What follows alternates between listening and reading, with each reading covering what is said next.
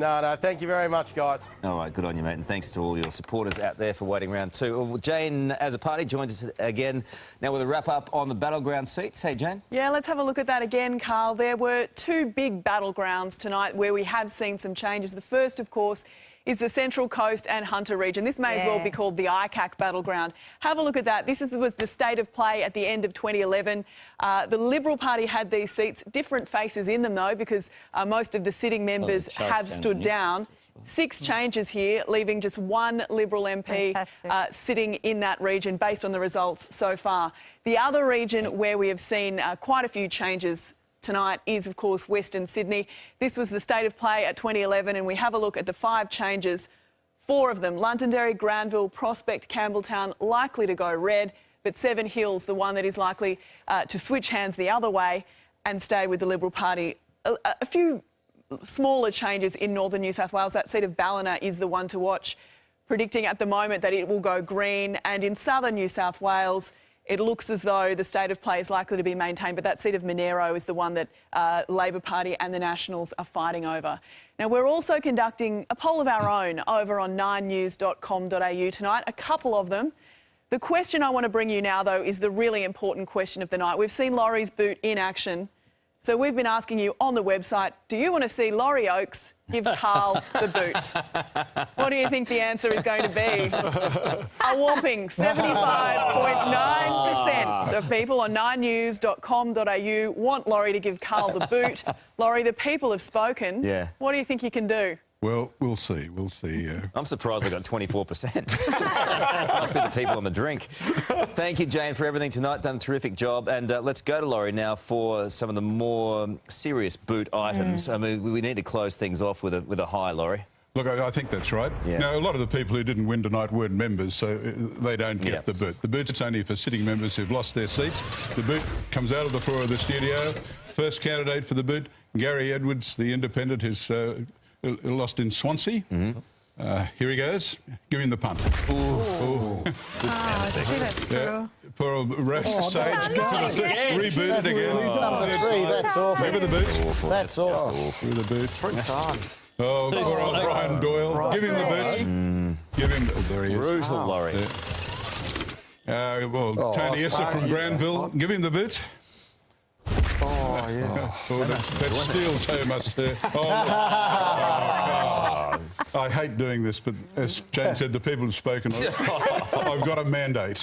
Away he goes. Give him the boot. It's harsh. It's harsh. Cuddle? Thank you, Laurie. That's really nice. Hey, just before we go, a final word, first of all, from you, Linda. Well, both parties ran a terrific campaign, policy-based and decent. 2011, we were devastated. Tonight, I think we've done very well. We've made up huge gains in terms of margins. And the campaign for the 2019 election starts now. Will government begins tomorrow? Duncan, for you? Look, it was an important election for us. It came on the tail of 2 state election losses, one in Victoria and one in Queensland. And we went to the polls with a brave policy on poles and wires. I think it's an incredible result that Mike Baird and Troy Grant have achieved.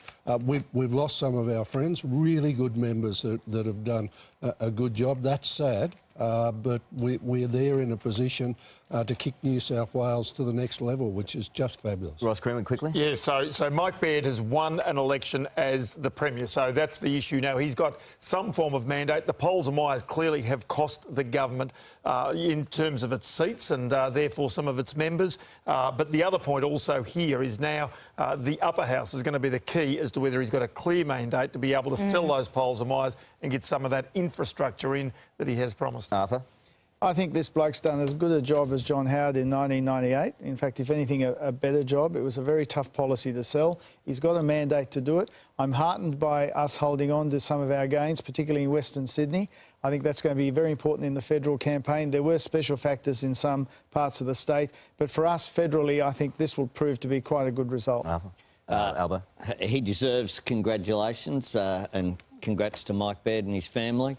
He deserves to have a couple of days off at some stage, I think. It's been a tough campaign. I think for Luke Foley, he emerges as a serious figure in the Labor Party, not just in New South Wales, but nationally, which is a good thing because he's a reformer of the party. And we have now some serious talent has come in at this election. And there are federal implications. I mean, seats like, you look at those results and overlay them in Robertson and Dobell, seats like that we need to win to form government next year, and let alone what's happened on the North Coast. And so that's a good thing for Labor to come out of this. So I think both sides of politics can take out a positive, but at the end of the day, you win or lose elections. Mike Baird won, and he deserves congratulations. Okay. And finally, Laurie. Well, a couple of points out of today. One, I think if you're got good shakes as a politician, you can get reform through the electoral system. Mike Baird did it. It should be a lesson to both federal parties. I mean, Bill Shorten's got to come up with some policies and show that he's got policy guts, and the federal government has got to stop running away from the idea of budget reform. They've got the wobbles, and they've got to lose the wobbles and take a bit of courage from what Baird's achieved. The other thing is about the federal Liberal leadership. If it had been a bad result for Mike Baird today, Tony Abbott was in all sorts of trouble. The leadership thing would have been on again. Well, it's not a bad result. Tony Abbott gets another lease on life, a bit more time, I think, to try and consolidate himself and rebuild his leadership. All right. Thank you all for your company and your expertise this evening. It's been great fun. Thank you very much. Thank Good you, to be Karl. here. See you very soon. And I'm sorry about the boot. Well, I tell you what, I am a little bit sore. You didn't seem that sorry, Laurie.